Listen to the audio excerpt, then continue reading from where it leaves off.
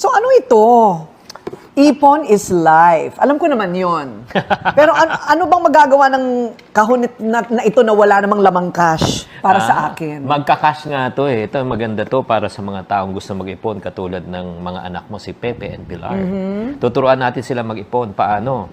Mag-uumpisa sila sa 20 pesos, 'di ba? Sa 20. Okay. Pag naghulog sila, shadan lang nila 'yan.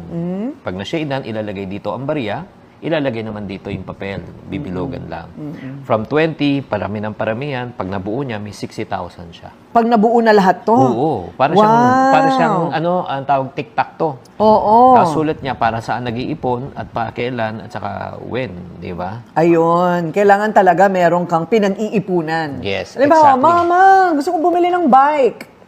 Talaga, mag-ipon ka. Yes, exactly. Ayun, And then the diba? good news is you can use this 2 times, back to back. 60,000, makakabili ka na ng sidecar. Oo.